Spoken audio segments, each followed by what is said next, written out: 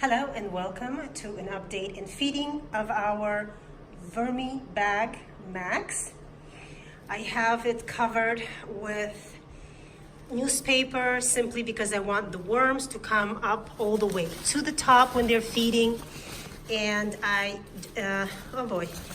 do have a forest growing in here, which is quite typical of these systems, since this squash was not frozen. Oh my goodness. Yeah, so it started sprouting, which is absolutely fine. Just more food for the worms. Get that light. My light is acting up.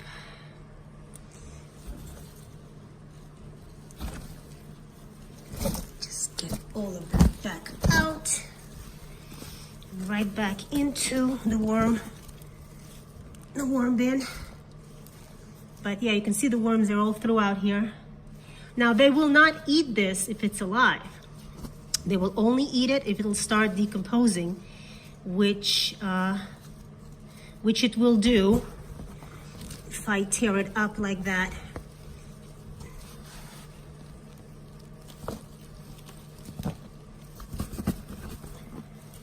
The material seems to be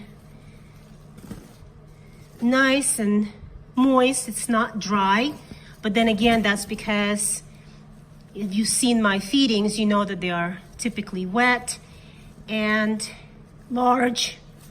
And there's a lot of moist bedding that goes in here. I don't put in any dry bedding because we have an Mediterranean climate here in Los Angeles area, so it is on the deserty side.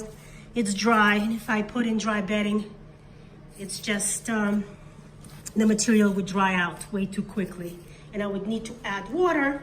So I save myself the extra step and just put in moist bedding. That takes care of that issue. And if you live in humid conditions, certainly you will not have to worry about it at all. As a matter of fact, a system like this is probably ideal for your situation. And so we'll give these guys a bit of a feeding. Try and open this up. There we go. They're doing a good job of everything. So all of these veggies and fruits have been previously frozen. That's why they are so smushy and soft.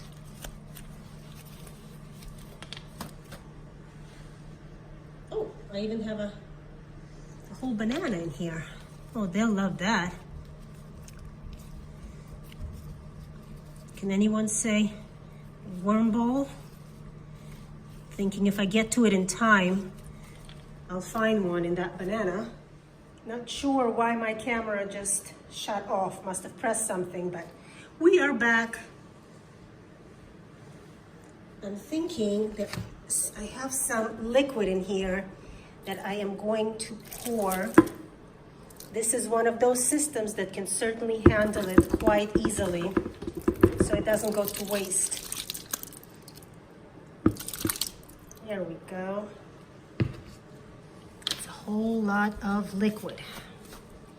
Now, for the pH control, this is the oyster shell.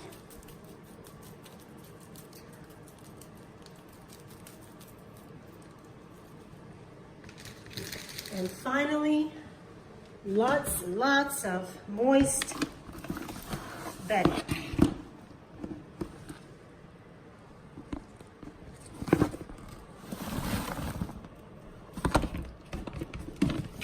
Trying to do this all with my hand.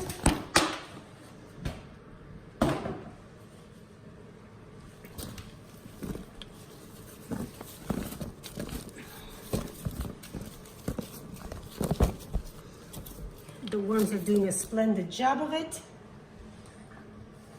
I think I have some more left here on the bottom of the bucket. Okay. And they are done. So we'll cover these guys up. Leave them alone.